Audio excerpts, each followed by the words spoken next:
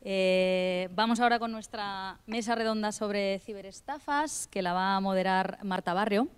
Os resumo también un poquito. Marta es profesional del mundo de la seguridad informática, con más de 9 años de experiencia en ciberseguridad. Está especializada en hacking ético y en pentesting, como sabéis, una de las técnicas más novedosas en cuanto a seguridad informática. Tiene certificaciones de organismos como la OSCE, el Organismo para la Seguridad y Cooperación en Europa, o la Offensive Security. Es docente en distintos másters de ciberseguridad, como el de la Universidad de Castilla-La Mancha o la UCAM en Murcia. Marta es creadora también de Securiters, un proyecto de divulgación y formación de ciberseguridad. Marta, cuando quieras. Cógete el mío, si quieres.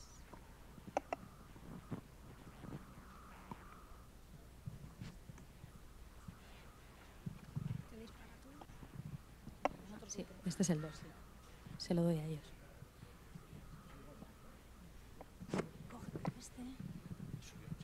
Bueno, buenos días a todos. Un placer estar aquí con vosotros.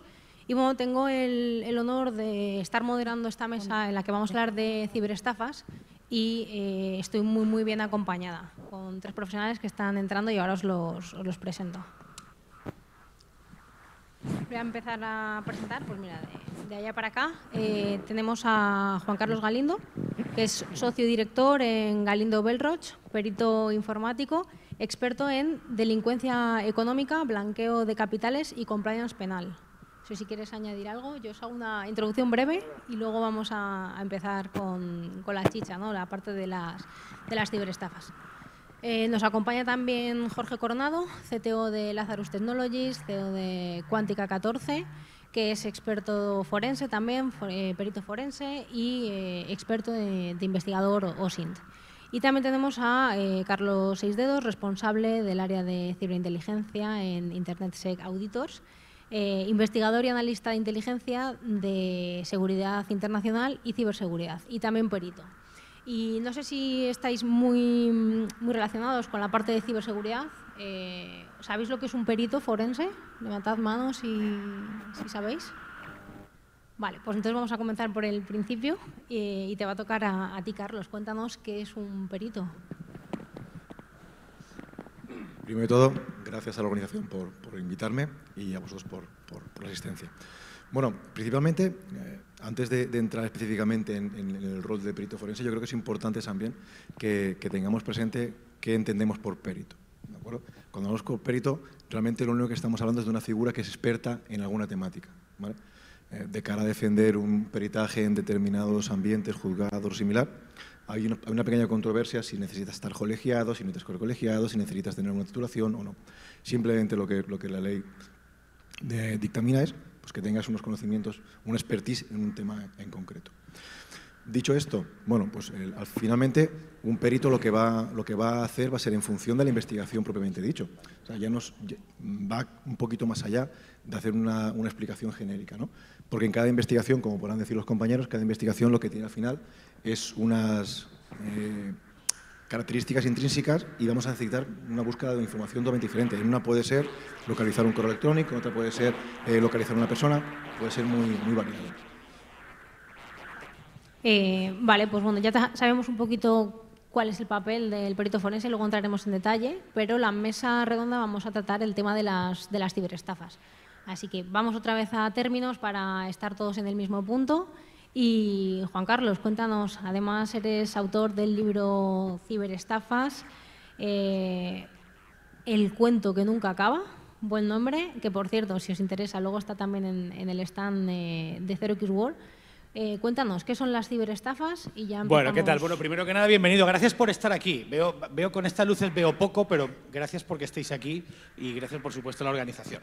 Bueno, al final, estar con mis compañeros y estar aquí con todos vosotros, que seguro que alguno de vosotros, no casi todos, puede saber mucho más que yo de esto. Mirad, yo vengo a hablar, y creo que Pau, estaba por ahí Pau antes, creo que ha salido un rato, el primer ponente.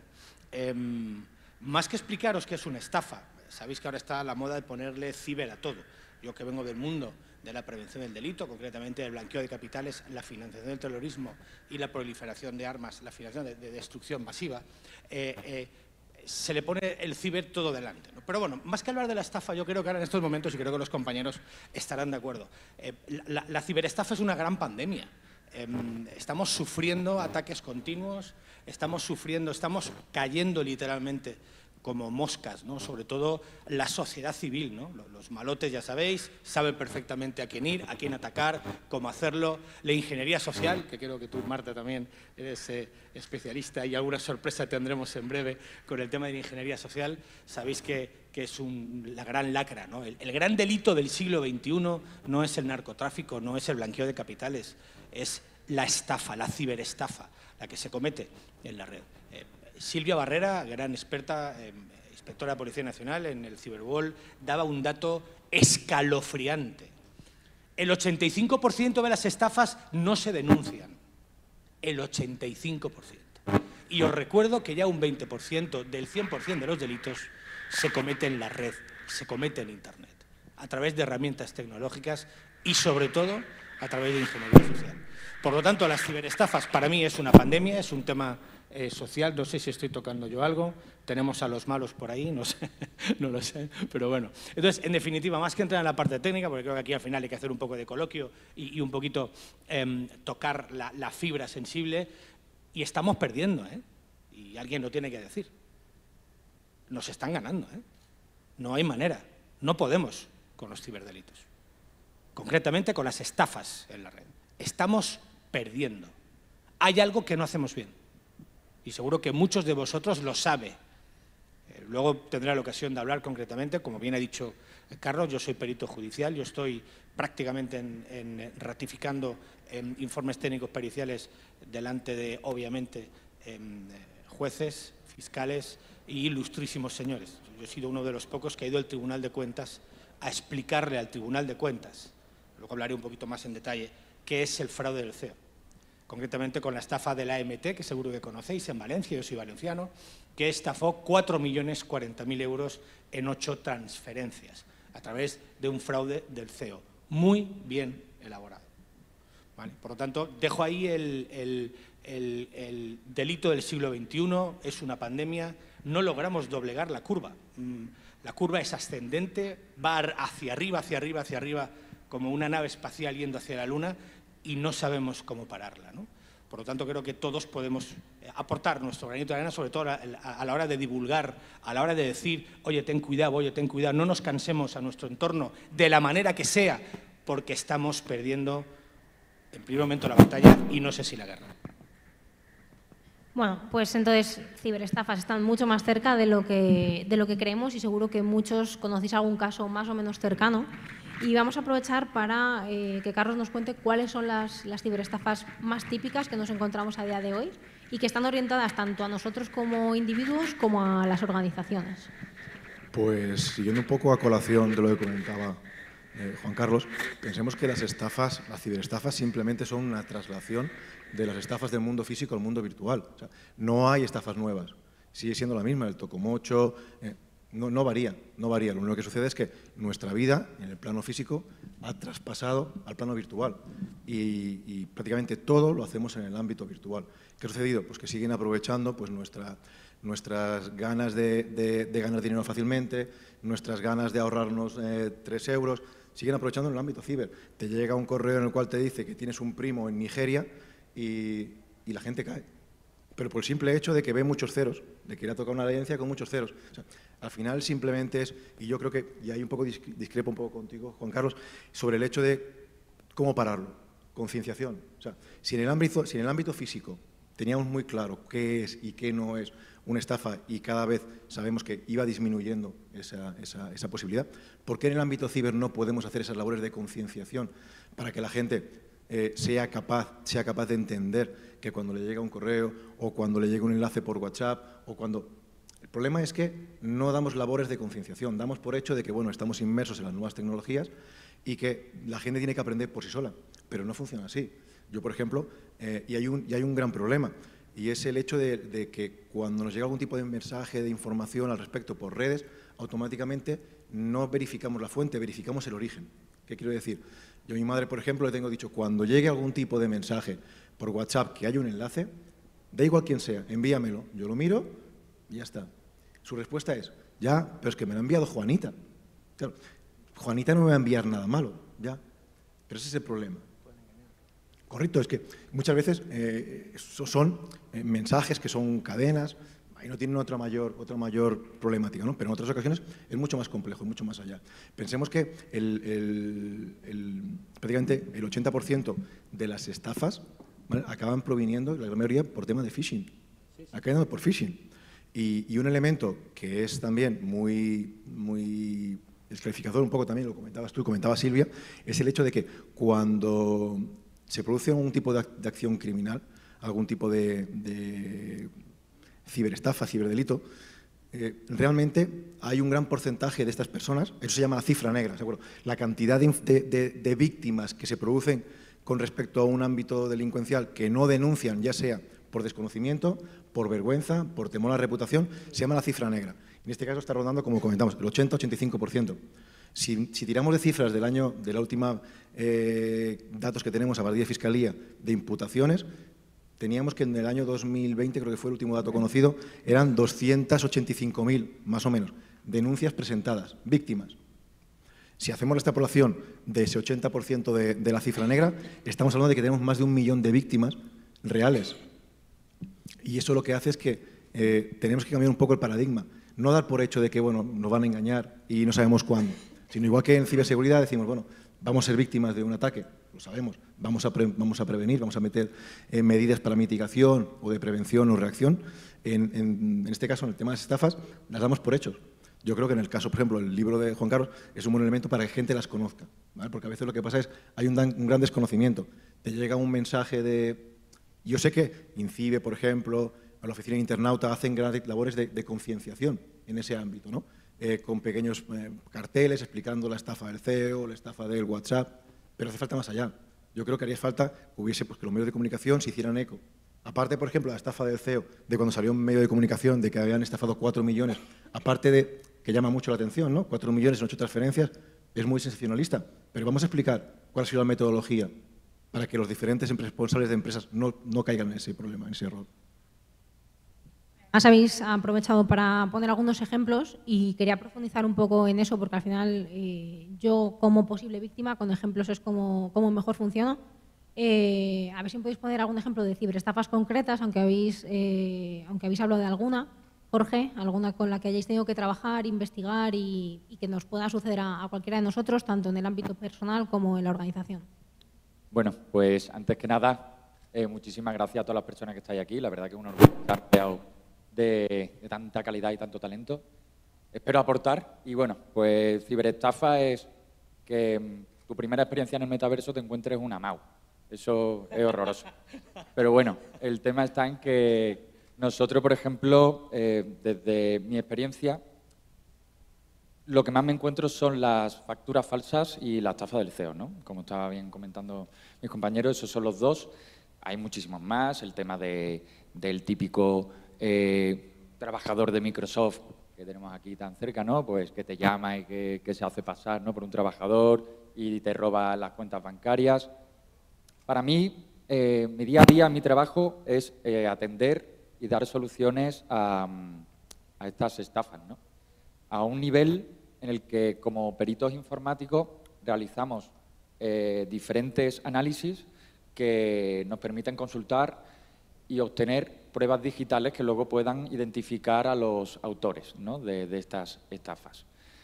Y bueno, pues así un poco mi experiencia en general, podría decir que más del 50% son efectivamente estafas del CEO. Por cierto, Galindo, quería comentarte que el Centro del Mundo, Triana, también ha sido estafada, el Ayuntamiento de Sevilla, con las luces, con la estafa del Algún día hablaremos de la parte pública de euros, y su prevención con nuestro dinero, compañero. Vais ganando vosotros, de momento. O sea, sí, que sí. nosotros En Valencia estamos en el top ganamos 3, En Valencia tú ya sabes que ganamos a casi todo.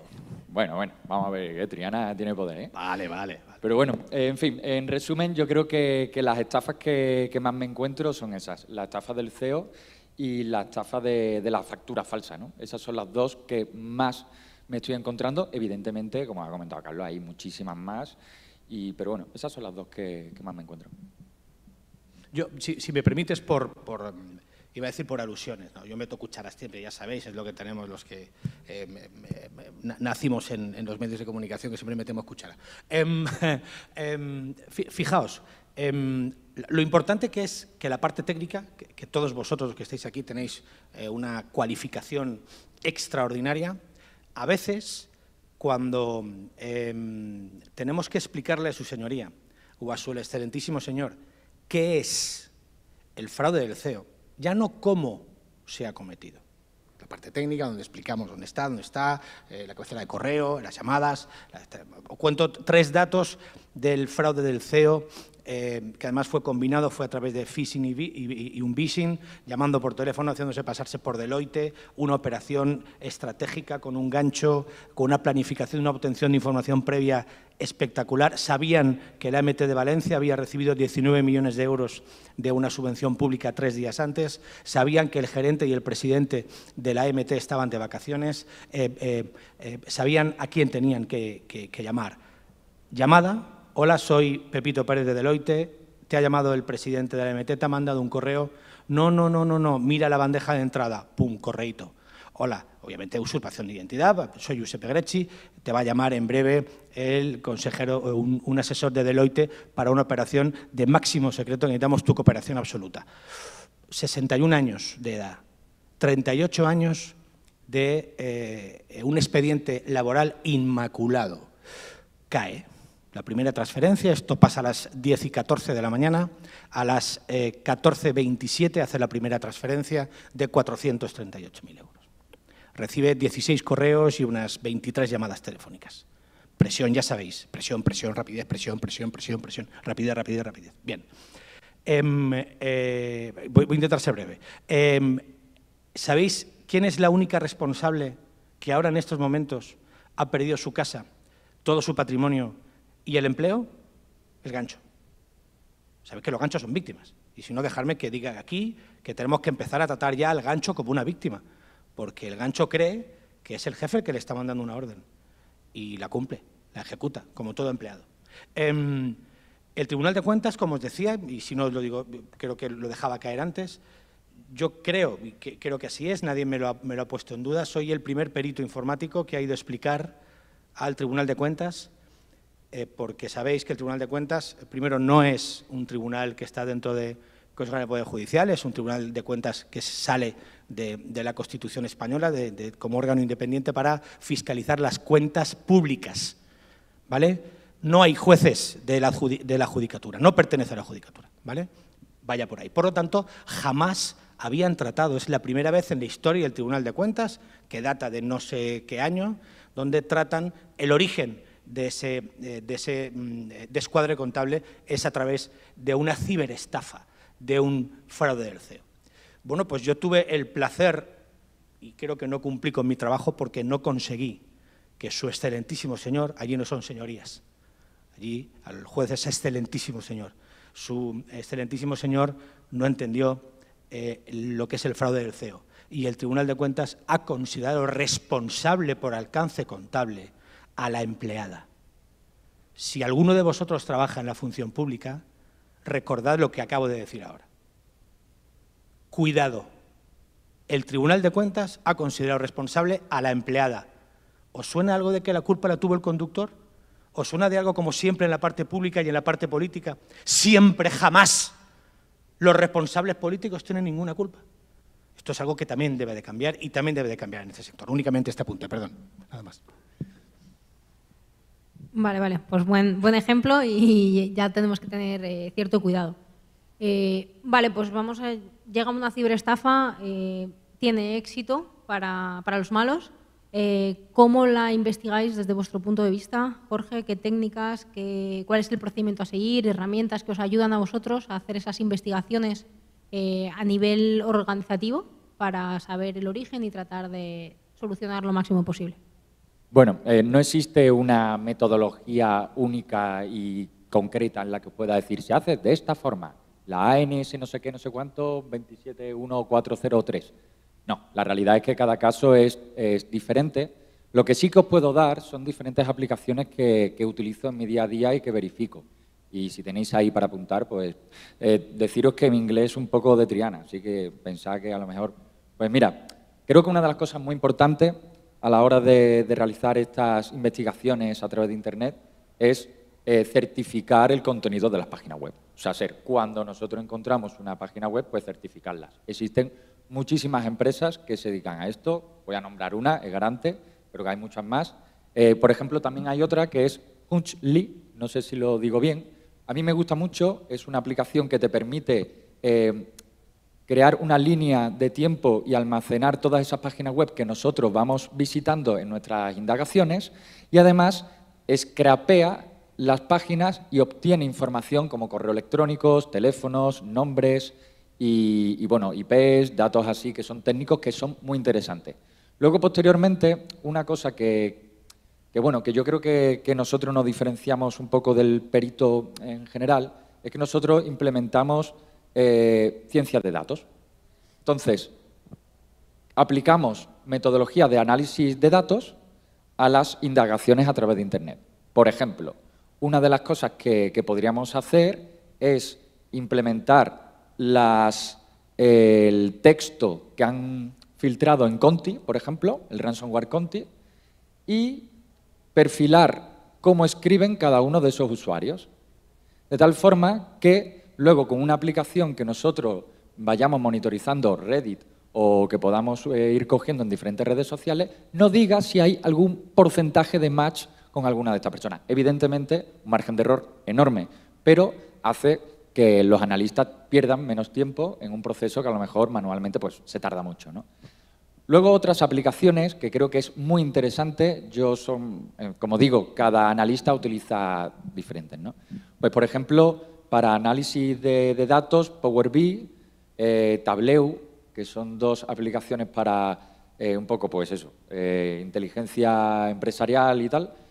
Yo las utilizo para las investigaciones y me funciona genial. Para visualización de gráficas, pues yo es que me gusta programar. La verdad, yo me siento sucio si no escribo una línea de código en mi trabajo.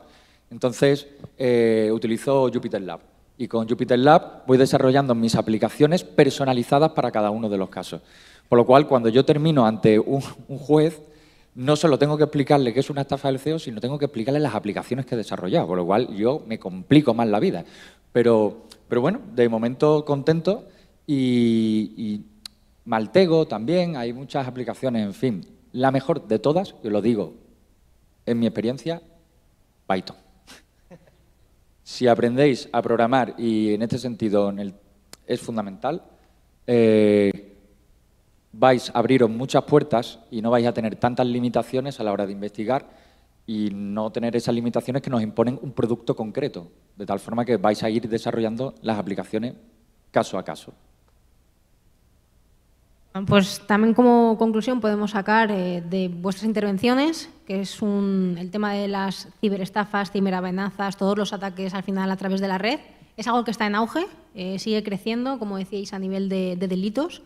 Y como ha dicho Carlos, igual que en el mundo físico parece que se podía reducir con la concienciación ciudadana y dando a conocer los distintos tipos de estafa, parece que en el mundo ciber tenemos todavía algo que aportar y mucho que mejorar. Entonces, ahí, ¿por qué creéis que está esta tendencia al alza? Además de que también podemos tirar de los datos que ha habido previamente con Pau, de cada segundo 45 dispositivos nuevos, entonces cada vez hay más cosas conectadas a Internet. Carlos, ¿por qué está al alza todo este tema de los ciberdelitos? Primero y principal, de forma colateral, como comentabas, ¿no? El aumento de la hiperconectividad que tenemos y el aumento de uso de redes sociales y tal. Sobre todo es la sensación de impunidad que tienen los malos. O sea, menos del 1% de los fraudes que se llegan a cometer se acaban a llegar a condenar. O sea, hemos hablado de más de 1,5 millones de víctimas. Imaginad que menos del 1% llegan a juicio. O sea, pues la sensación de impunidad, aquí ya podríamos entrar en otros elementos, ¿no? Como sería la ubicuidad. Yo puedo estar en Cancún y está haciendo una estafa en Valencia, ¿no? Entonces, hay elementos que son intrínsecos de la propia casuística, ¿no? Que tiene la ciberdelincuencia. Pero el principal es la falsa sensación de impunidad. y que por eso hay que muchos entramados criminales que se dedicaban pues, al tráfico de drogas, explotación sexual, etcétera, que han visto cómo el cibercrimen es un nuevo elemento en el cual pueden introducirse y que de una forma muy fácil obtener buenos beneficios. ¿Sabes?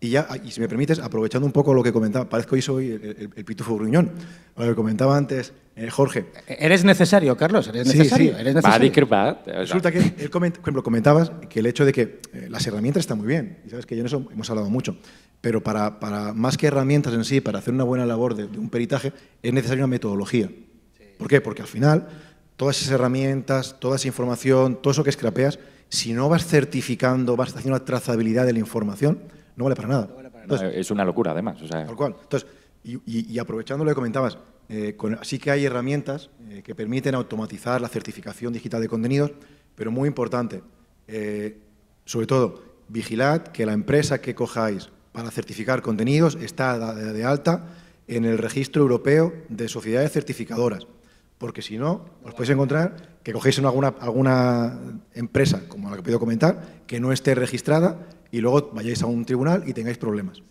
¿Vale?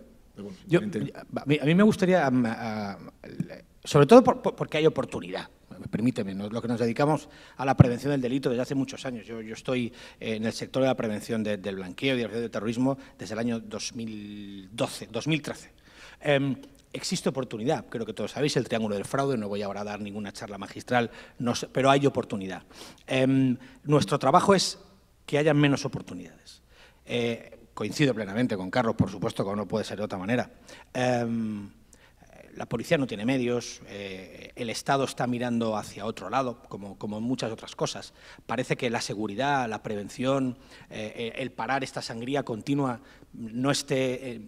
es cierto que Seguridad Nacional hace todo lo que puede, pero al final los políticos, y digo para bien y para mal, son los que tienen que legislar, son los que tienen que cambiar las cosas, ¿no? Y ahí es donde nos topamos con cariño, lo digo, el maldito político. Lo digo con cariño, ¿eh? No lo digo en tono despectivo. A ver, repítelo, porque es el que tiene que legislar.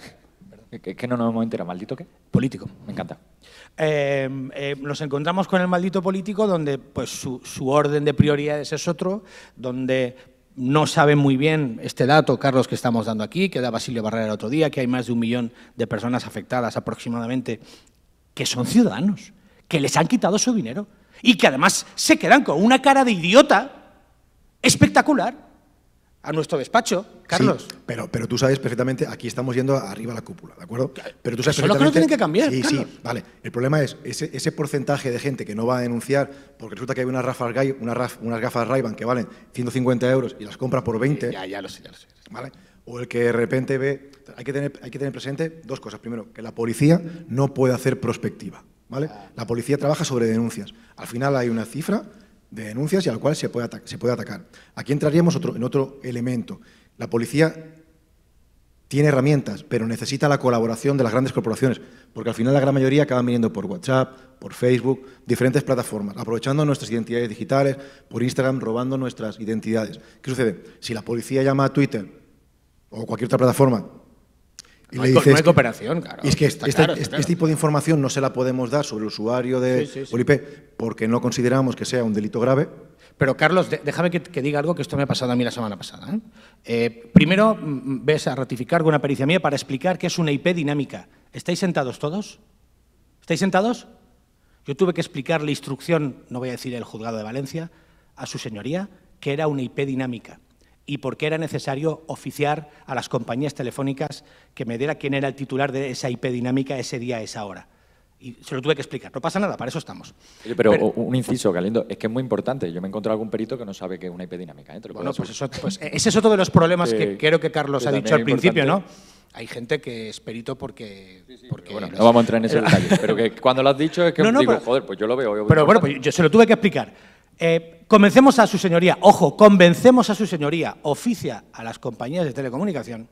¿Sabéis que las IPs solo las guardan entre 6 meses y 24 meses? Es muy importante. ¿Y sabéis que todas nos han dicho que la guardan 12 meses? Hemos llegado tarde. No ha servido para nada. Por lo menos que hoy aquí lancemos un mensaje de que hay que cambiar las cosas, Carlos. Y eso es legislación. Pero sí, pero tú sabes que... volvemos a lo mismo. Legislación, no Sí, hablo sí, de... sí, no- pero tú lo que estás pidiendo es, vamos a trasladar a las compañías telefónicas que tienen que almacenar... Por lo menos de por vida. 24. Por lo menos 24. Bueno, otra cosa, veremos a ver lo que dice la ley. No sé, también De 6 a 24. Pues entonces ahí ya queda discreción. El Claro, problema está claro. entonces, Por eso. hagamos, modifiquemos. También, de ahí también hay una opción que es en el cual cuando tú pides una investigación, lo que pides es una salvaguarda del dato. Dices, voy a pedir esta información a un juez, mientras tanto no me la elimine. Claro, el problema es...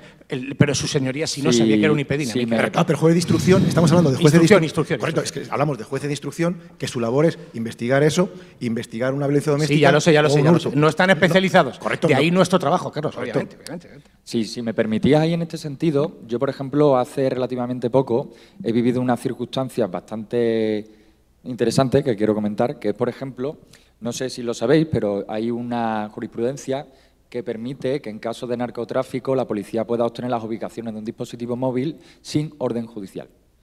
¿Vale? En este caso, ¿vale?, nos podemos plantear que muchas veces la sana crítica de un juez pues, permite modificaciones judiciales. Y me voy a permitir el gusto de decir que muchas veces el problema no es la legislación, sino que es que el sistema está mal. Eso es legislación, discúlpame. Si el Sí, sistema, si pero la ley de el procedimiento tema, está mal... Efectivamente, muchas veces nos encontramos con que, mira, vamos a ser claros, las empresas privadas viven muchas veces, porque muchos clientes van a denunciar una estafa y se encuentran con que la policía les dice que no pueden hacer nada. ¿El problema es la policía? ¿El problema No es el es sistema? la policía, no es la policía. Bueno, pues esa es la realidad. Muchos clientes van allí y le dicen, bueno, pues váyase a su casa, le han estafado 24.000 euros porque estaba haciendo una obra en su casa y cuando fue a pagarle al albañil, pues en vez de pagarle al albañil, le pagó a una cuenta en China que evidentemente pues ya no va a haber el dinero. Lo que yo creo que es importante que podemos transmitir aquí es que efectivamente hay unas limitaciones legales que hay que legislar mejor, hay que ayudar y dar recursos a los cuerpos de seguridad, pero también hay que concienciar a muchos de las víctimas de que sí se pueden hacer cosas y que no se vayan a su casa pensando de, bueno, pues nada, acabo de perder 24.000 euros y ya está, y me siento impotente. ¿Qué es lo que se puede hacer? Bueno, pues primero quitarnos la idea de que todos los criminales son extranjeros. Porque la realidad que hay es que yo, por ejemplo, en el caso de las facturas falsas hemos encontrado los autores, y estaban ahí en España, por cierto, en Valencia. Vaya, hombre. Está Valencia otra vez. Soy todo muy buena gente allí, Guillo. Está Buena ahí. gente. Como la paella. Entonces, hay que tener esa concienciación a los usuarios de, no, es que la IP es de Rusia. Bueno, hoy en día creo que cualquier persona técnica sabe que con una VPN, con un proxy, te puedes conectar desde cualquier lado. O sea, el hecho de que la intrusión informática o los accesos se hayan hecho desde fuera, pues no tiene nada que ver con que sean rusos o sean chinos, ¿vale? Sí que es cierto, y que tenemos aquí la cumbre de la OTAN, a ver si me van a decir ahora algo, me están llamando, que sí que es cierto que evidentemente hay muchos países que hacen ataque, pero bueno, eso es otro tema. El problema que tú bien dices, Galindo, y entiendo perfectamente también a Carlos, porque yo un poco me encuentro en el medio, colaboro muchísimo con la policía, estoy constantemente con ellos. La semana pasada estuve llevando un secuestro en Sevilla y me di cuenta de que muchas veces no solo son los recursos, sino nuestra propia ignorancia legal. Es muy importante asesores legales, jurídicos, que se lean las leyes. Yo no lo soy. Nosotros, por ejemplo, en la empresa donde yo trabajo, tenemos un equipo de abogados que se dedican a estudiar cada caso y decirnos, oye, y decirle a la policía, ¿sabes que hay una jurisprudencia que puede sostener la ubicación si es un caso de narcotráfico? Bueno, esto no es un caso de narcotráfico, pero a lo mejor pues podemos aquí ver y tal. Ahí es donde entra ya, evidentemente, pues las diferentes cuestiones de cada uno, que lo hacen en algunos casos, otros no. Y yo creo que una de las cosas más importantes que quiero que se quede en la mesa es que si hay víctimas, y nosotros como técnicos, que no se quede con que no se puede hacer nada, se puede hacer. El problema, hombre, pues que son caras, Galindo, ¿verdad? Ah, sí, por supuesto. Bueno, y sobre todo también pensemos que, y un poco a colaboración tú comentas, que muchas veces el enfoque que podemos llegar a hacer va mucho más allá de lo técnico, ¿de acuerdo? Por supuesto, por supuesto. Yo me he encontrado investigaciones en las cuales ha habido personas que han ido a policía, han denunciado, se ha quedado atascado en un juzgado porque han hecho una petición a Twitter y Twitter no contestaba, y han acudido a nosotros para que pudiéramos obtener información que pudiera dar indicios qué personas podían estar de esas cuentas que estaban privadas, ¿de acuerdo? Y han sido suficientes elementos para que el juez reabriera la investigación y se oficiara diferentes tipos de acciones. Por tanto, ahí sí que apoyo que muchas veces va mucho más allá de lo técnico o mucho más allá de la propia investigación. ¿De acuerdo? O sea, que a veces aquí entra un poco la imaginación del analista, del investigador, a la hora de hacer. Porque pensamos que el rol de perito es cuando tú vas a hacer la ratificación delante del tribunal. Eso es el final. Mientras tanto, somos investigadores, ni más ni menos. Sí, así es. Entonces, y también en ese caso, muchas veces sí que existe, la legislación ya contempla que en determinados casos de urgentes se puedan pedir medidas de petición. Otra cosa es que el juzgado tiene que ratificarlas en 24 o 48 horas. Claro, esa es otra. Tú pedir, puedes pedir, pero el juez tiene que darte sí. realmente sí o no. Pero la salvaguarda, por ejemplo, de información, etcétera, funciona. Pero sobre todo eso, que se queden con eso. Que el hecho de que si tienen algún problema, independientemente de que vayan a la policía, que siempre va a haber gente, yo al menos soy muy sincero, cuando viene alguien a pedirme ayuda, estudio el caso y digo, pues mira, con los métodos tradicionales no, con estos métodos quizás sí o tampoco. ¿De acuerdo? Al final no se trata de ganar dinero, sino se trata de ayudar a la gente. Y por dar un mensaje también, por lo menos por mi parte, que he sido bastante vehemente, hay ejemplos de éxito. Los accidentes de tráfico. Sois casi todos muy jóvenes. Yo tengo 54 años. Cuando yo empecé a conducir con 19 años, moría cada fin de semana cerca de entre 30 y 45 personas, cada fin de semana. Yo podía ir sin casco en la moto y no era obligado a llevar el cinturón de seguridad en la ciudad y podía beber hasta 0,8 gramos de alcohol. Eso ahora es pena de cárcel y estás muerto. Digo, hace 30 años. Hemos evolucionado de 3 maneras, y lo digo claro. Formación, divulgación. El Estado ha apostado por hacer anuncios publicitarios, en casos muy duros, muy extremos, para concienciar de ponerse el cinturón. Todo esto me ha venido a la cabeza porque el otro día no sé si recuerdo que era en Twitter, alguien me decía, lo de ciberseguridad, ¿cómo ponerse el cinturón? Y yo le dije, ¿tú sabes lo que ha costado que la gente se ponga el cinturón? ¿Sabéis lo que ha costado que la gente se ponga el cinturón? Muchos de vosotros ya habéis nacido con esa costumbre. Pero este gesto ha costado muchísimos millones de euros, muchas muertes y mucha concienciación. Por lo tanto, sabemos cómo hacerlo, Carlos. Sí, concienciación, formación y represión. Represión. Haciendo que el coche pite hasta que te lo pongas. También ese es el problema. Bueno, pues está bien. Está bien. Pero el problema está que si vemos que el usuario, en este caso, vemos a nivel europeo, se está contemplando la figura de tener una identidad digital. Sí, así y que sea inequívoca.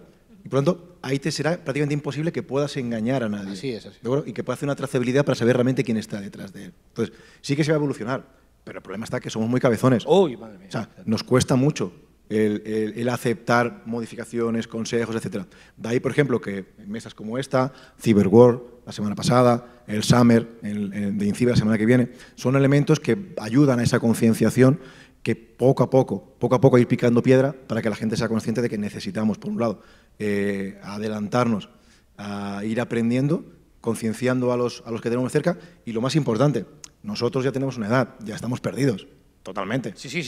Yo sobre todo. Pero las nuevas generaciones... Yo no, yo estoy en mi juventud.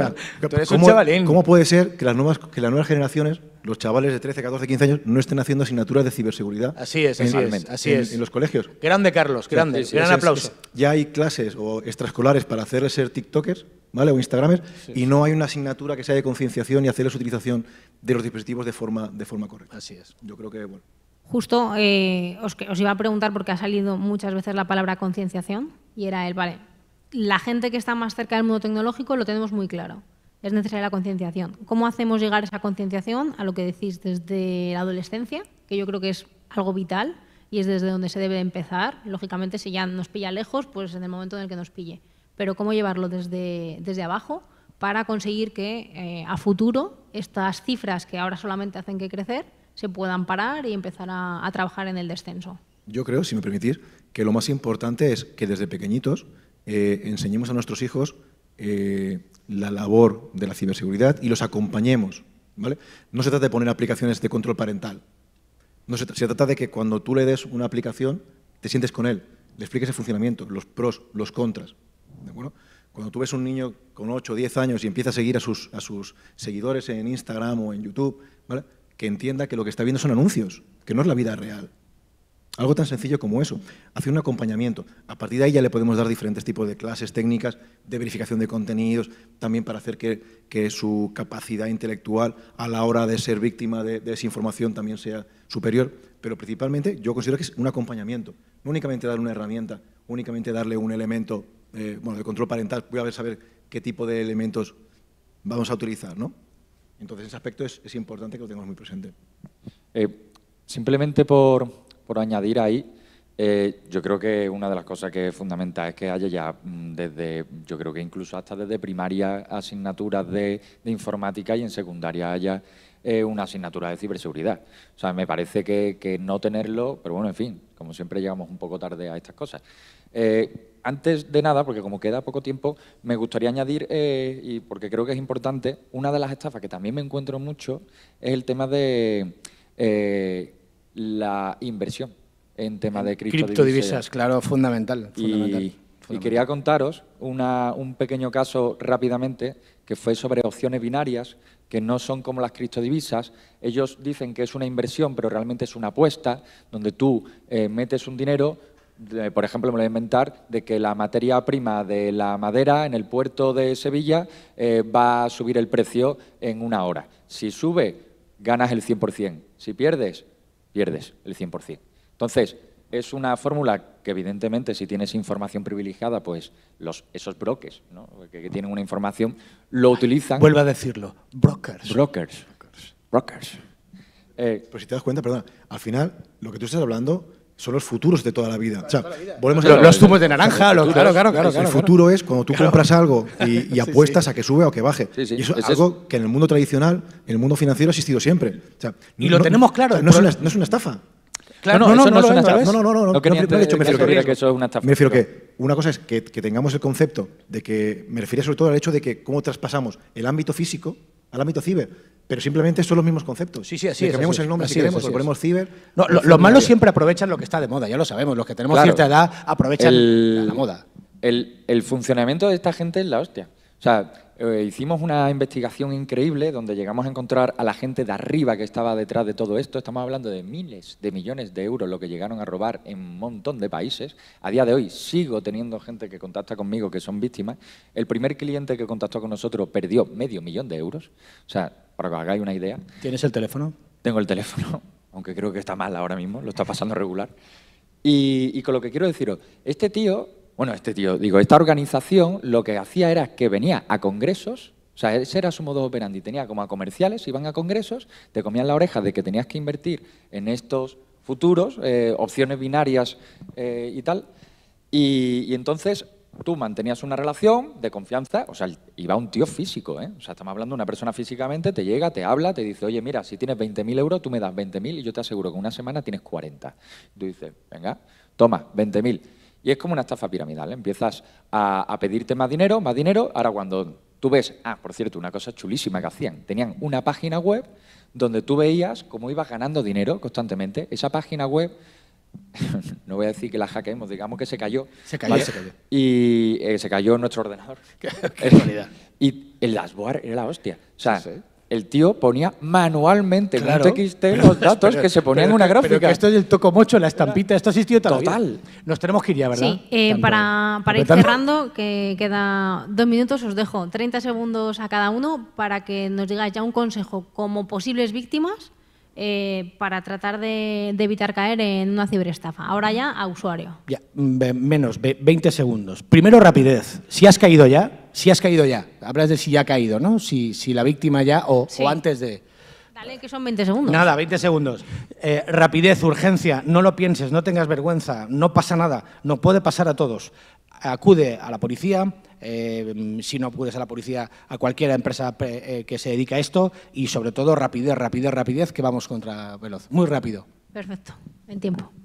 Bueno, pues yo el consejo que daría es doble factor de autentificación, por favor. La mayoría de casos se reduciría en eso. Verificar las facturas, crear un sistema, protocolizar y que verifiquen si las facturas son efectivamente de los proveedores o de los clientes.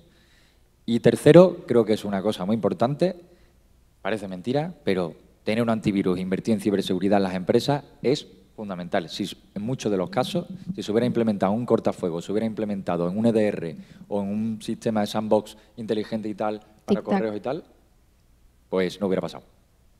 Bueno, yo poco que añadir, pero principalmente, y aunque parezca algo de perogrullo, sentido común.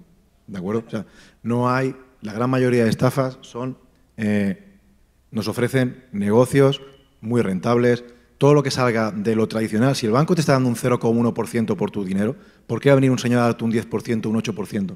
Porque eres más guapo. O sea, sentido común, ¿de acuerdo? En el momento que leamos 2 veces el correo electrónico nos daremos cuenta que tiene falta de ortografía, daremos cuenta que el correo realmente originario no viene del Banco Santander, sino que viene de gmail.com. Sentido común. Yo creo que con eso es suficiente y reduciríamos exponencialmente las estafas. Vale, pues yo creo que es un cierre perfecto con consejos para todos, para evitar que seamos víctimas, porque al final yo creo que una de las preguntas reales es, si no hemos sido víctimas ya, es cuándo vamos a convertirnos, porque todos somos potenciales víctimas. Y vosotros que ahora tenéis esta información, tenéis el poder también de transmitirla a vuestra gente de alrededor, así que cuidad ese poder y ya sabéis, que nadie se quede con la duda y que luego te digan que les ha pasado algo y dices, yo podía haberlo evitado. Así que esto es todo. Muchísimas gracias por haber venido a la mesa y ha sido un placer estar con vosotros 3 aquí acompañada. Así que muchas gracias a todos. Gracias.